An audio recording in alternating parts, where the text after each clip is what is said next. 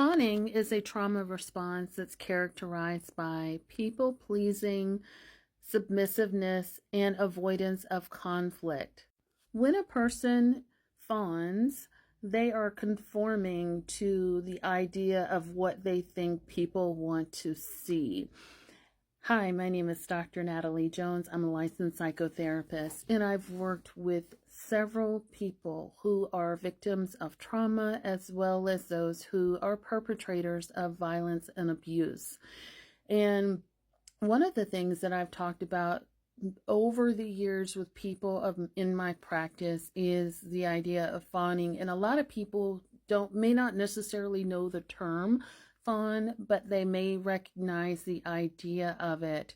And so what that may look like for many of us who have been in relationships with intimate partners and so on and so forth is like avoidance of conflict. So we may walk on eggshells.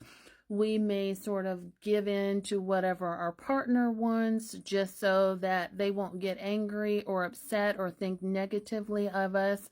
When that person spins the block, we may, just sort of link back up without having a discussion about the problems that we had in our relationship because it feels good and they obviously don't want to talk about it. When we meet up with a girl or a guy the first time, we may also, link up and become very intimate very quickly because we think that that's what they want. And we do that in order for them to like us more and want to continue to socially engage with us. And typically what happens when we fawn, we are emotionally numb, but we're focused on the idea of pleasing someone else.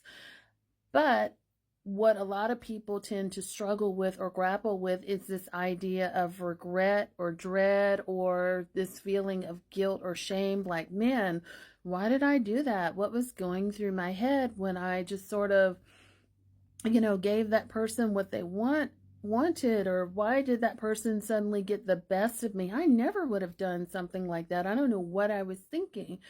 But it's like, it's also characterized by feeling like numb. I just kind of, I kind of just want to bend to a person's will. Like, I don't want to, I don't want to rock the boat. I don't want them to feel ill of me. I don't want them to feel negatively of me. And that person may not know you from a can of paint, right? This could be their first interaction or this could be their 1,000th interaction. But the idea is that you don't want to rock the boat, and you've been conditioned to do that by many years of trauma conditioning.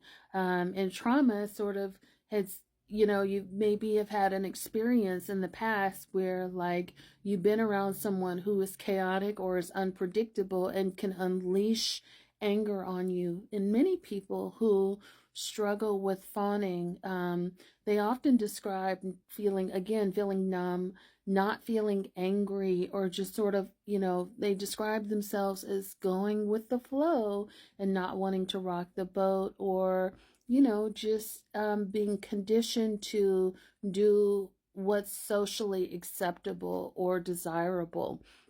And so if you find yourself in a position where it's like, okay, well, someone has approached me to do something, and maybe I've talked about it with my therapist, but then when push comes to shove and I'm actually confronted with the situation, and I thought, we've worked this out, we've role played, we've talked about how we should handle this, we've problem solved, we have strategized, but then once again, I found myself sort of just caving into it.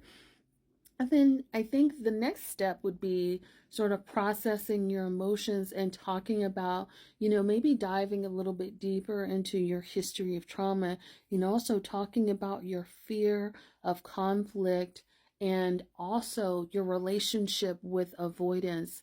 What does avoiding problems, conflict do for you?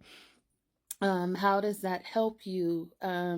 Where you are in present day. Because while many of us who may struggle with fawning or may have had a history of trauma in our childhood, it's understandable that you go that you're in survival mode throughout childhood or throughout a past negative experience, but what's keeping you there? What does that do for you now? What does survival mode do for you now?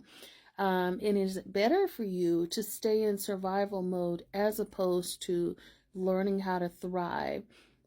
And learning how to thrive requires that you, first of all, that you be in tune with yourself, that you learn how to emotionally regulate how you're feeling in the moment when you're faced with the opportunity to, one, say no, two, implement a boundary, or three, have a discussion about a problem, aka a conflict. And so, you have to take a risk with that. And the risk means that you have to try something different. And two, you can't control how a person is going to feel. You can only control yourself and how you are going to respond. So at the end of the day, even if that person sort of lashes out, becomes angry with you, or wants to, let's say worst case scenario, end the relationship with you, I think it's important to remember that, were they truly in a relationship with me anyway, if the only way we could peacefully coexist is if I did everything that they wanted me to do all of the time? That means that I can't show up and be myself authentically. So I'm open to hearing what you have to say, and if you have ever experienced fawning, or if you continue to experience fawning, and what sort of keeps you in that cycle.